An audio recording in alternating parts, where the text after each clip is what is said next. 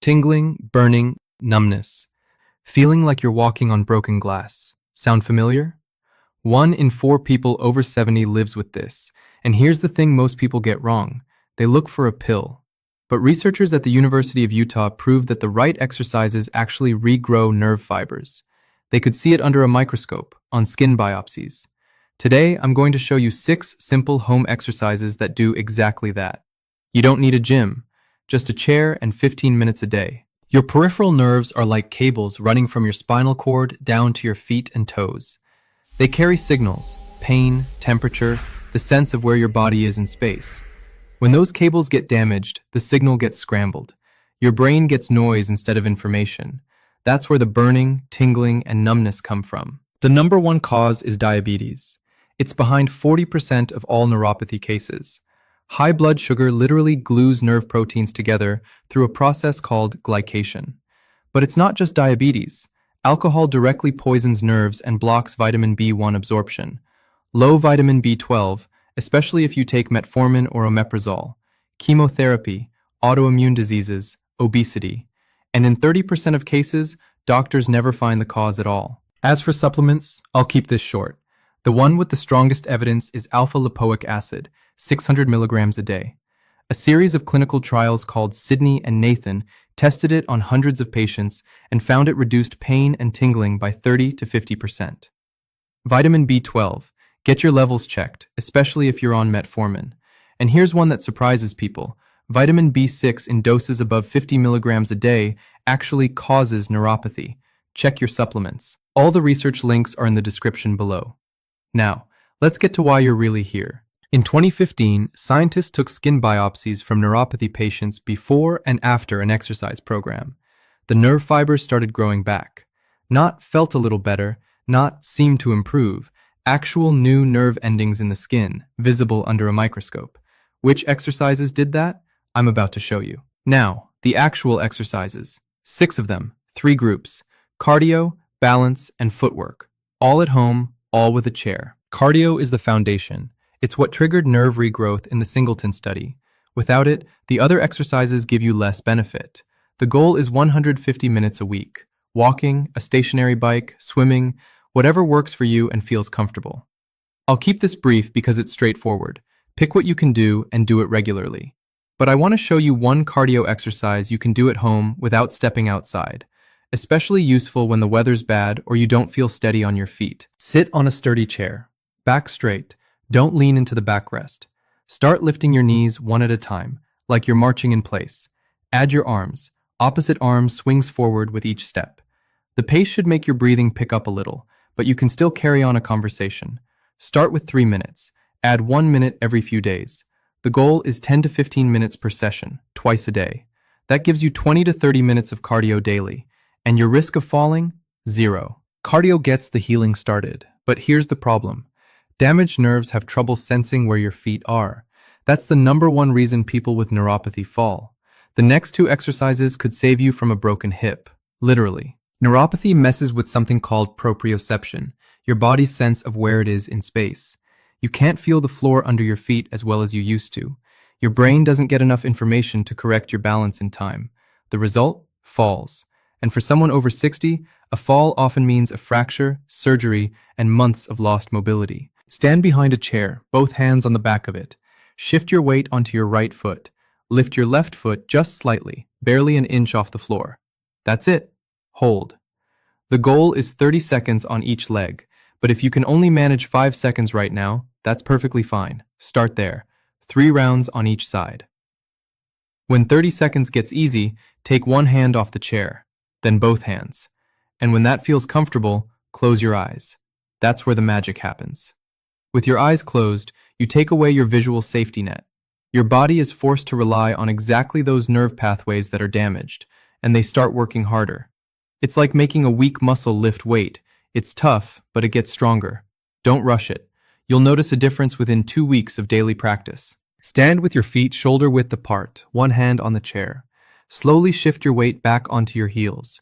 Your toes come up just slightly. Hold for a second. Then smoothly roll forward onto your toes. Your heels lift off the floor. Hold. And back again.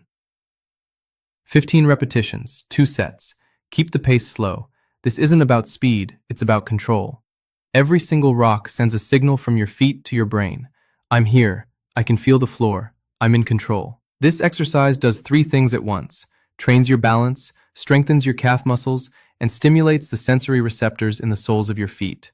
3 for the price of 1. These 2 exercises, the single leg stand and the rocks, take 5 minutes. Do them every day.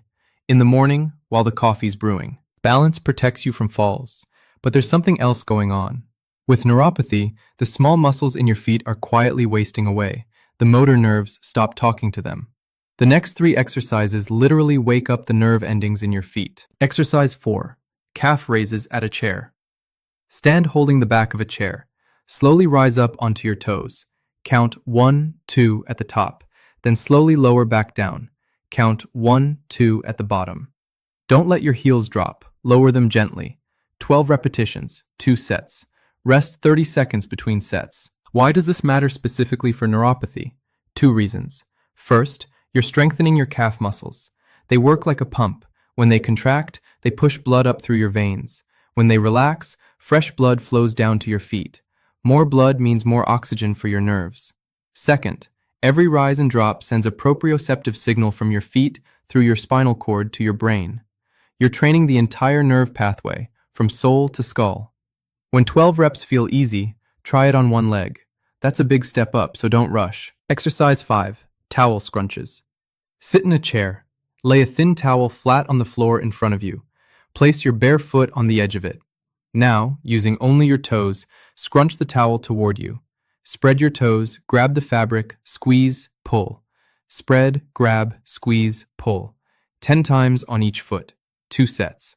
At first, it'll feel like your toes aren't listening. That's completely normal. That feeling is actually the point. You're activating nerve muscle pathways that haven't been used in a long time. Every session, it gets a little easier. Your brain is literally relearning how to control these muscles through whatever nerve fibers are still working. Want to make it harder? Instead of a towel, pick up small objects with your toes. Marbles, pencils, coins. Move them from one pile to another. That's fine motor control for your feet, the advanced version. Exercise 6. Ankle circles and the alphabet. Sit down, lift one foot slightly off the floor. Rotate your foot in a circle. 10 times one way, 10 times the other. Slowly, with as much range of motion as you can. Feel the ankle joint moving through its full range. Now, the fun part. With the tip of your big toe, write the letters of the alphabet in the air.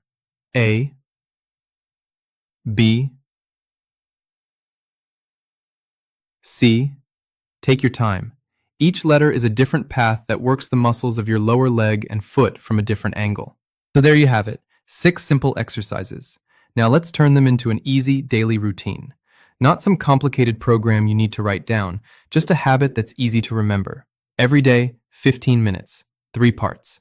Part 1, warm up. Seated march, 5 to 10 minutes. That's your cardio base. Your breathing picks up, blood starts moving, your nerves start getting oxygen. Part 2, balance. Single leg stand, 30 seconds each side, 3 rounds. Heel to toe rocks, 15 reps, 2 sets. About 3 to 4 minutes total. Part 3, feet. Calf raises, 12 reps, 2 sets. Towel scrunches, 10 per foot. Circles or alphabet, 10 each way per foot. About 4 to 5 minutes total. And whenever you can and the weather's nice, a walk outside. 20 to 30 minutes, easy pace. That adds to the benefit but doesn't replace your home routine. 3 rules that make this work. First, start at half. If it says 12 reps, do 6. If it says 30 seconds, start with 10. Nerves don't like being shocked. They like gradual. Add a little more each week. Second, every single day. Consistency beats intensity. 15 minutes daily is better than an hour once a week. Nerves heal slowly, but steady effort keeps the process going. Third, check your feet after every session. Blisters, red spots, small cuts. When you can't feel pain well, damage can happen without you knowing. 1 minute of looking, and you're safe. Science has shown that nerves can regrow. We're not guessing here.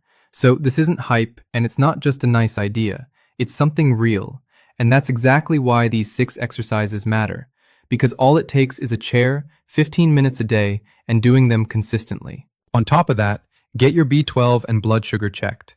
Ask your doctor about alpha lipoic acid. Eat fish and greens. Cut the sugar and trans fats. Neuropathy is not a death sentence, it's a challenge, and now you have a plan to meet it. If this video helped you, hit that like button. It helps other people find this information. Subscribe if you want more breakdowns like this, and drop a comment. Which of the 6 exercises are you going to try first? I read every single one. And please, talk to your doctor before you start, especially if you have foot ulcers, severe loss of feeling, or serious balance problems. All the scientific sources are in the description below.